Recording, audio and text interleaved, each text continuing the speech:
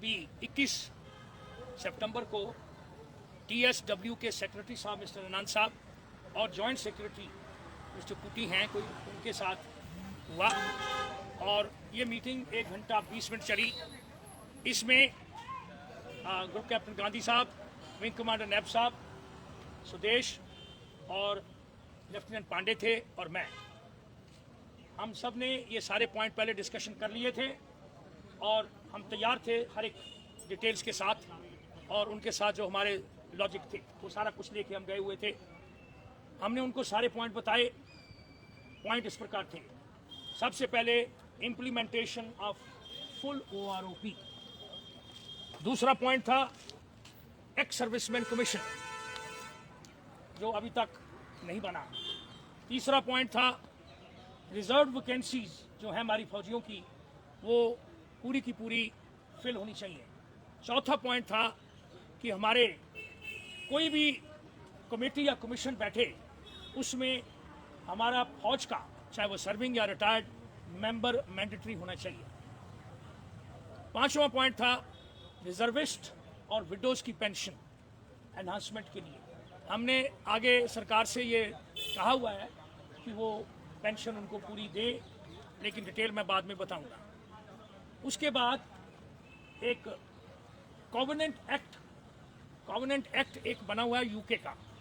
हमने वो क्या है कि जो भी फौज का एम्प्लॉय है यूके में वो जब यूनिफॉर्म डाल लेता है तो सरकार का और देश का रिस्पॉन्सिबिलिटी होता है उसको और उसके परिवार को देखना, रिटायर्ड में या नौकरी के अंदर। उनकी एजुकेशन, उनका सेटलमेंट, उनकी पढ़ाई, उनको नौकरियां देना, उनकी पेंशन्स, उनका मेडिकल केयर, सब कुछ सरकार की और देश के लोगों की जिम्मेदारी होती है। जय श्री राम।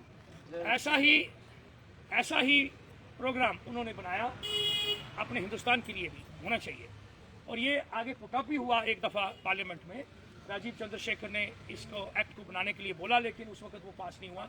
हम चाहते हैं कि ये जल्दी से जल्दी इसको भी लागू किया जाए। अगला पॉइंट है अश्योर्ड सेकंड कैरियर की 60 साल तक गवर्नमेंट के एक्ट ऑफ पार्लियामेंट से सेकंड अश्योर्ड कैरियर 60 साल तक मिलना चाहिए। वो रिजर्व वैकेंसीज और इसमें ये सरकार का ड्यूटी है कि हमारे जो जवान 35 साल में रिटायर हो जाते हैं उनका वहाँ तक ड्यूटी उसको पूरा मिलना चाहिए नौकरी। अगला पॉइंट है शॉर्ट सर्विस कमीशन ऑफिसर्स का। शॉर्ट सर्विस कमीशन ऑफिसर्स 5 साल, 10 साल, 14 साल नौकरी करने के बाद आ जाते हैं, लेकिन आज तक उनको अभी बाहर चले जाते हैं। उनको कोई भी बेनिफिट नहीं मिले रीसेटलमेंट के। जो कुछ परमानेंट कमीशन मिल जाता है उनको, लेकिन गवर्नमेंट की तरफ से लिखित में या अदरवाइज कोई उनका देखभाल नहीं पूरी तरह से हो रहा। तो उनके लिए हम बहुत देर से, जब पिछले वाले जो डिफेंस मिनिस्टर थे जो अभी नहीं है पारेकर साहब, उन्होंने एक ग्रांट भी उनके लिए बनाई थी कि जिन्होंने 14 साल कराया तकरीबन 42 लाख रुपए हम उनको एक वन टाइम ग्रांट दें, और जिनको 10 साल कराया उनको 22 लाख की करीब। लेकिन अभी तक वो रिकमेंडेशन ही है या कहाँ पड़ी हुई है हमें मालूम नहीं है। या उनको भी दूसरा कैरियर के लिए रीसेटल करें और जिसको परमानेंट कमीशन नहीं मिला दूसरी जगहों के ऊपर, पब्लिक सेक्टर अंडरटेकिंग वगैरह के ऊपर वहाँ पे। अगला पॉइंट है जो हमारे ऑनरी रैंक्स हैं। ऑनरी रैंक्स को, जो ऑनरी रैंक का पेंशन मिलना चाहिए।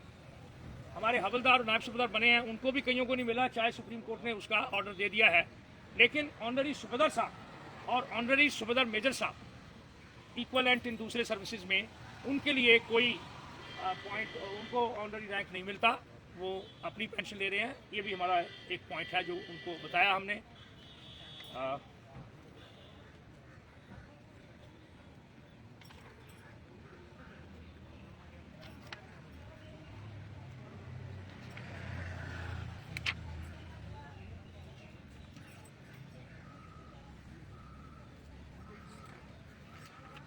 हमने SSCO के लिए ये भी बोला है या तो प्रो रेटा पेंशन उनको दे दो, जैसे 14 साल करा 20 साल को पूरी पेंशन मिलती है तो प्रो रेटा कम कर दो, या उनको जो कोई और तरीके से उनको कंपनसेट करें ताकि वो उसी तरह से जिए, उसी तरह से अपनी ज़िंदगी बताएं जैसे कि उन्होंने सर्विस करी है as officers in the Indian defence forces. Similarly हमारे जवान रिजर्विस्ट और ऑनरी रैंक्स, इनके लिए भी जो रैंक के मुताबिक जो पेंशन मिलनी चाहिए वो उनको दी जाए।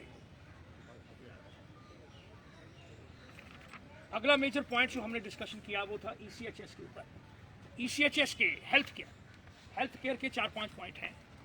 एक तो जो फंड हैं ECHS को नहीं मिलते, और वो आगे जो हॉस्पिटल्स हैं उनको टाइम से नहीं देते, और वो हमारे लोगों को एक्सेप्ट नहीं करते। तो ये बहुत से करोड़ों में पैसा पड़ा हुआ है। Last known figure is 1000 crore rupees, 1000 crore रुपया जो इंडिपेंडेंट हॉस्पिटल का अभी तक पेमेंट नहीं करा हुआ। तो इसके बारे में हमने उनको बताया कि आप सफिशेंट फंड अलॉट करें MD-ECHS को, ताकि वो इस ECHS की जो हमारी स्कीम है उसको अच्छे ढंग से सर्विस कर सकें। दूसरा पॉइंट बताया कि हमारी ये ECHS स्कीम CGS स्कीम के ऊपर चल रही है, जो कि उल्टी ECHS जो सबसे बड़ा, सबसे उम्दा, जो सबसे बेस्ट जो हेल्थ केयर है वो मिलनी चाहिए। क्योंकि हम वैराइटीज़ ऑफ टेरेन और इनहॉस्पिटेबल टेरेन और इनहॉस्पिटेबल वेदर कंडीशंस में काम करते हैं, और हमारे फौजियों को बहुत दिक्कतें हो जाती हैं।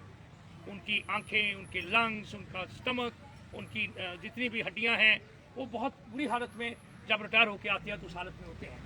तो उनकी जो स्कीम है वो ब्रॉडर है, ऑल इंडिया पे है। CGS स्कीम तो 28 सिटीज़ के अंदर है, फिर भी उनका तो आप बराबरी करें, उसके अलावा और भी इम्प्रूवमेंट करें ताकि ECHS स्कीम जो है वो अच्छे ढंग से चलाई जा सके। मेडिसिन नहीं मिलती, इसलिए नहीं मिलती कि वो मेडिसिन पूरी तरह 1400 मेडिसिन हैं, लेकिन ग्राउंड पे 300-400 मेडिसिन सिर्फ अवेलेबल हैं। बाकी मेडिसिन जो डॉक्टर लिखते हैं वो अवेलेबल हमारे पेशेंट्स को नहीं है ECHS क्लिनिक में, और वो बोल देते हैं कि आप लोकल परचेज कर लो। लोकल परचेज वो जवान के ऊपर छोड़ देते हैं, हमारे विडोज़ को छोड़ देते हैं, अभी आप करो और आप पुटअप करो क्लेम, और वो क्लेम जो है वो 4 महीने में पूरा होगा, मिलेगा आपको 4 महीने। आप ये बताओ कि एक पहले तो बेचारी विडो जाए, कहाँ जाए, वो सारे पेपर तैयार करे, not feasible, not possible like that. तो हमने बोला कि अगर मेडिसिन नहीं है तो जो प्रिस्क्राइब मेडिसिन है उसको वो जवान नहीं खरीदे, लेकिन ECH है उसको लोकल परचेज करनी चाहिए, लेकिन हमारे पेशेंट्स को पूरी मेडिसिन 100% मिलनी चाहिए। अगला पॉइंट था कि जो हमारे डिपेंडेंट्स हैं उनको ये एक्सेप्ट नहीं करते, तो जितने हमारे डिपेंडेंट्स हैं उनको, जो ऑथोराइज डिपेंडेंट्स हैं उनको, जो मिलिट्री हॉस्पिटल्स में इवन एक्स सर्विसमैन को भी एक्सेप्ट नहीं किया, और हमारे 1-2 का इस दुनिया से चले गए। तो हमें सभी मिलिट्री हॉस्पिटल्स में एक्सेप्ट होना चाहिए। और दूसरा जो ECHS जो इम्पेनल्ड हॉस्पिटल है वहाँ पे हमारे डिपेंडेंट्स को वेलकम करके उनको ठीक ढंग से ट्रीट करना चाहिए। तो ये भी हमने उनको बताया कि हेल्थ केयर जो है और ECHS स्कीम कंटिन्यूसली अपग्रेड होनी चाहिए विद द लेटेस्ट प्रोसीजर्स। कोई प्रोसीजर इंडिया में आ गया कहीं पे भी तो वो ऑटोमेटिकली जो ECHS का प्रोसीजर लिस्ट है उस पर आ जाना चाहिए, जो कि आज नहीं है। इट टेक्स 2 years जब उसको लाया जाए। तो साथियों ये थे पॉइंट हमारे। कोई और मेजर पॉइंट यही था सर। हैं? मेजर पॉइंट यही था। ये मैं अब जब पढ़ूंगा तो फिर और बाकी सबको मेल मिल गई है। अच्छा, तो ये मैंने तो आज 2300 दिन पूरे हो गए वन रैंक वन पेंशन और की चिट्ठी जो है ये मांग को करते हुए पूर्व सैनिक संगठनों को। आपके पास ये चिट्ठी प्रिंट करके ये थे साहब मेजर जनरल सतबीर सिंह, सेना मेडल। लगातार जो है संघर्ष कर रहे हैं अपनी टीम को लेकर जंतर मंतर पे। आज भी जंतर मंतर पे उपस्थित है। कि ये जो सरकारों को समझना चाहिए फीडबैक सरकार हमें देती है पूर्व सैनिकों के साथ इस प्रकार का भेदभाव और कोताही ठीक नहीं। के ऊपर हर 15 दिन या 20 दिन साथियों ज़्यादा से ज़्यादा अन्य ग्रुपों में इस मैसेज को शेयर कर दें ताकि सरकारों तक और देशवासियों तक यह संदेश पहुंच सके। जय हिंद। हाँ, तो मैंने तो वैसे क्वार्टरली बोला है कि हर क्वार्टर में हमारे को अगली मीटिंग होनी चाहिए। तो हम हर क्वार्टर में उनसे रिक्वेस्ट करेंगे और चाहेंगे, और हम उनको आपके सभी पॉइंट्स जो हेल्थ केयर के हैं, आपकी पेंशन्स के हैं, जो आपको वेलफेयर के हैं, आपकी स्टेट्स जो नहीं देख रही या आपका सेंटर नहीं देख रहा, हम ये पूरे अपने सैनिक परिवार को वादा करते हैं आज 2300 दिन पूरे होने में कि हम इस मुहिम के एम्स और ऑब्जेक्टिव्स को अपने दिल पैर से लगे रहेंगे, और ये मुहिम जारी रहेगी जब तक हमारे ये सारे इश्यूज पूरे नहीं हो सकते। यही मैंने आपको कहना था। धन्यवाद, बहुत बहुत मेहरबानी। सैनिक एकता जिंदाबाद, सैनिक एकता जिंदाबाद, सैनिक एकता। भारत माता की जय, भारत माता की, भारत माता की जय हिंद, जय हिंद, जय हिंद।